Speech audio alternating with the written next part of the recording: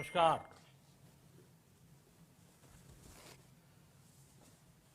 Corona वैश्विक महामारी के खिलाफ लड़ते लड़ते अब हम अनलॉक 2 में प्रवेश कर रहे हैं और हम उस मौसम में भी प्रवेश कर रहे हैं जहां सर्दी, जुकाम, खांसी, बुखार ये सारे न जाने क्या क्या होता है, ये मामले बढ़ जाते हैं। ऐसे में मेरी आप सभी देशवासियों से प्रार्थना है कि ऐसे समय अपना ध्यान रखिए।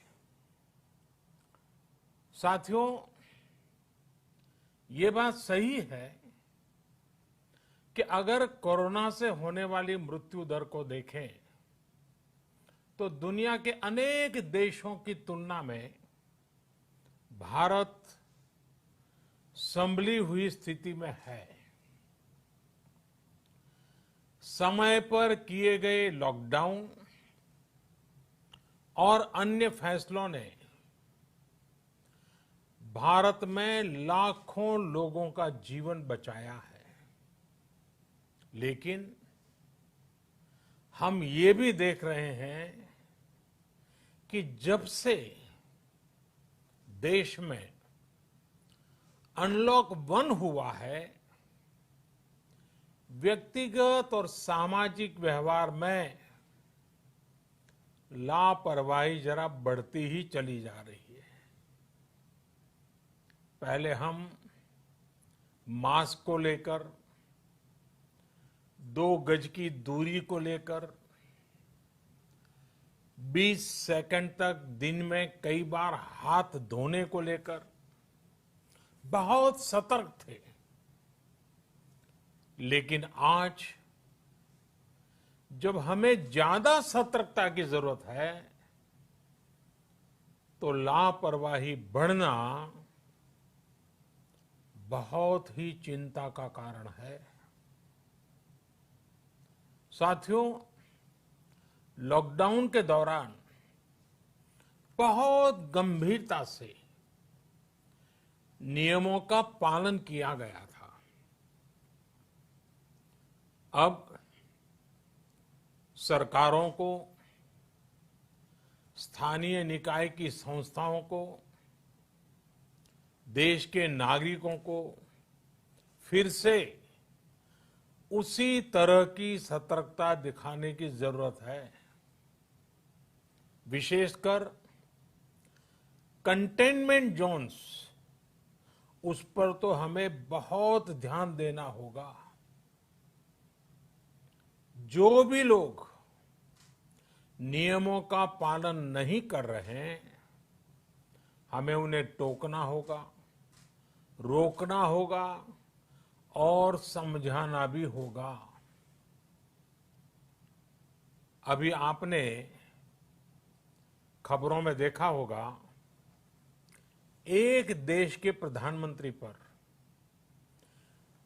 13,000 रुपये का जुर्माना इसलिए लग गया क्योंकि वो सार्वजनिक स्थल पर मास्क पहने बिना गए थे। भारत में भी स्थानीय प्रशासन को इसी चुस्ती से काम करना चाहिए। ये 130 करोड़ देशवासियों के जीवन की रक्षा करने का अभियान है।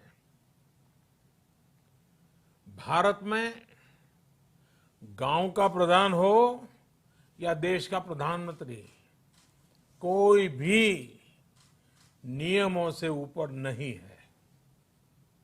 साथियों, लॉकडाउन के दौरान देश की सर्वोच्च प्राथमिकता रही ऐसी स्थिति न आए कि किसी गरीब के घर में चूल्हा न जले। केंद्र सरकार हो, राज्य सरकारें हो, सिविल सोसाइटी के लोग हों, सभी ने पूरा प्रयास किया कि इतने बड़े देश में हमारा कोई गरीब भाई बहन भूखा न सोए। देश हो या व्यक्ति, समय पर फैसले लेने से, संवेदनशीलता से फैसले लेने से किसी भी संकट का मुकाबला करने की शक्ति अनेक गुना बढ़ जाती है। इसलिए लॉकडाउन होते ही सरकार प्रधानमंत्री गरीब कल्याण योजना लेकर आई। इस योजना के तहत गरीबों के लिए 2.25 लाख करोड़ रुपए का पैकेज दिया गया। साथियों, बीते 3 महीनों में 20 करोड़ गरीब परिवारों के जनधन खातों में सीधे 31,000 करोड़ रुपया जमा करवाए गए हैं।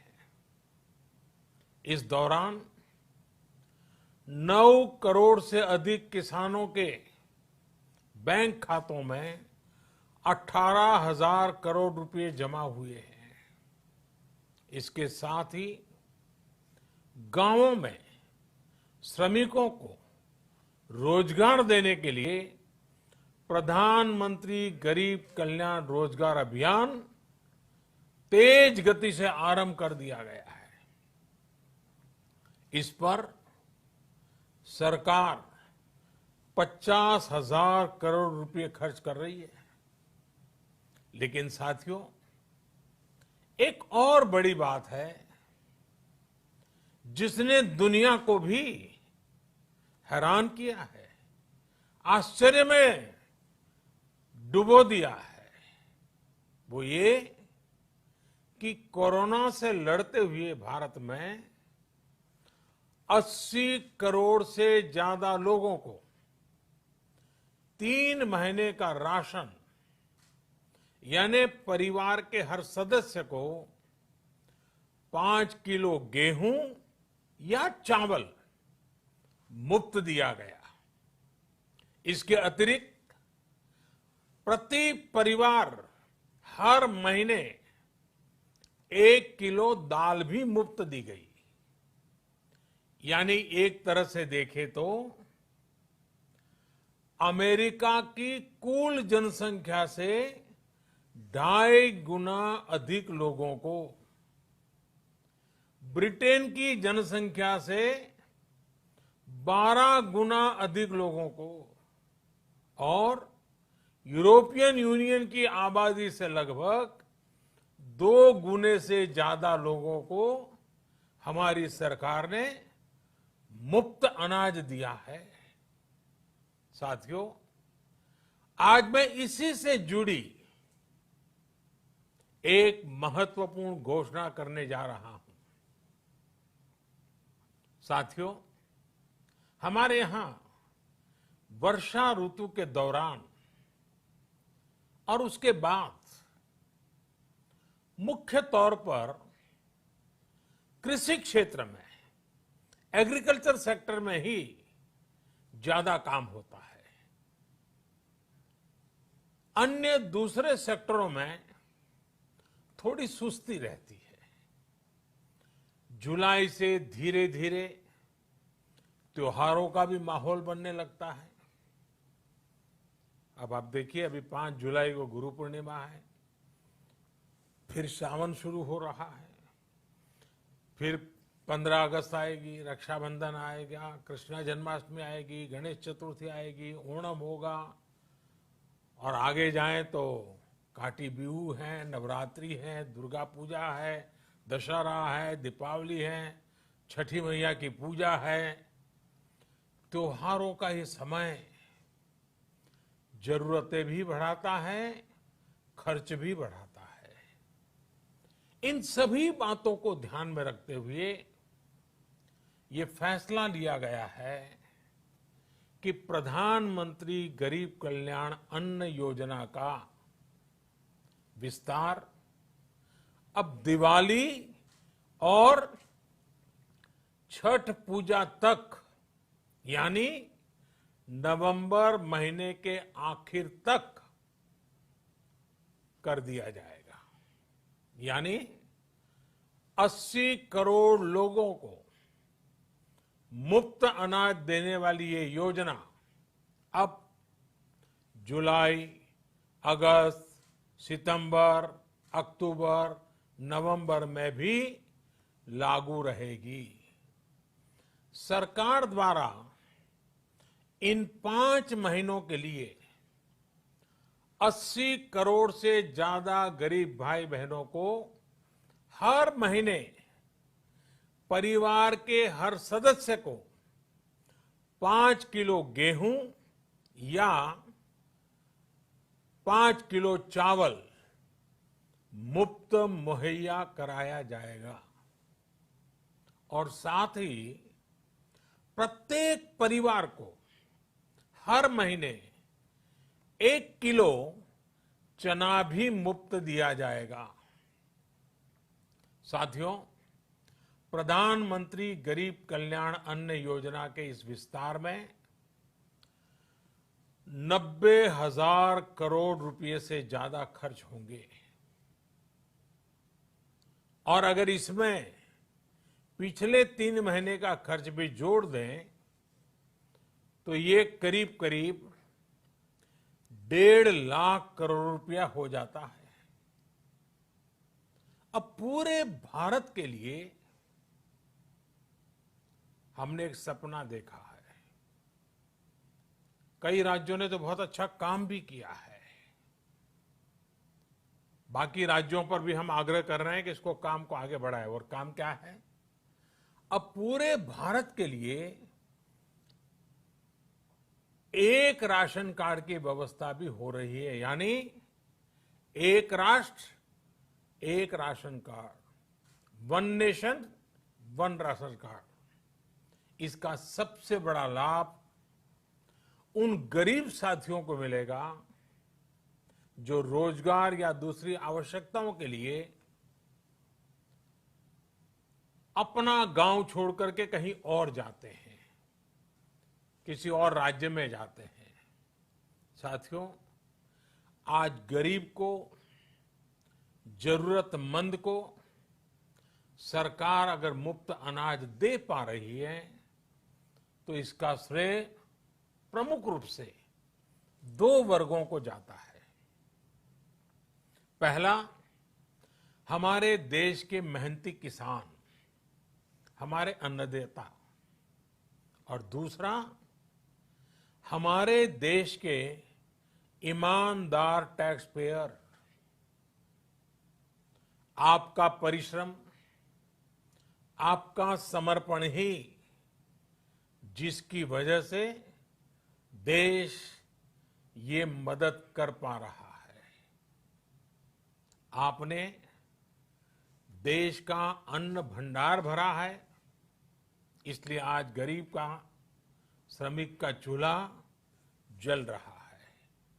आपने ईमानदारी से टैक्स भरा है, अपना दायित्व निभाया है, इसलिए आज देश का गरीब इतने बड़े संकट से मुकाबला कर पा रहा है। मैं आज हर गरीब के साथ ही देश के हर किसान, हर टैक्स पेयर का हृदय से बहुत बहुत अभिनंदन करता हूं, उन्हें नमन करता हूं। साथियों, आने वाले समय में हम अपने प्रयासों को और तेज करेंगे। हम गरीब, पीड़ित, शोषित, वंचित हर किसी को सशक्त करने के लिए निरंतर काम करेंगे। हम सारी एहतियात बरतते हुए इकोनॉमिक एक्टिविटीज को और आगे बढ़ाएंगे। हम आत्मनिर्भर भारत के लिए दिन रात एक करेंगे। हम सब लोकल के लिए वोकल होंगे। इसी संकल्प के साथ हम 130 करोड़ देशवासियों को मिलजुल करके संकल्प के साथ काम भी करना है, आगे भी बढ़ना है। फिर से एक बार मैं आप सबसे प्रार्थना करता हूं, आपके लिए भी प्रार्थना करता हूं, आपसे आग्रह भी करता हूं, आप सभी स्वस्थ रहिए, 2 गज की दूरी का पालन करते रहिए, गमछा, फेस कवर, मास्क ये हमेशा उपयोग कीजिए, कोई लापरवाही मत बरतिए। इसी आग्रह, इसी कामना के साथ मैं आप सभी को बहुत बहुत शुभकामनाएं देता हूं। धन्यवाद।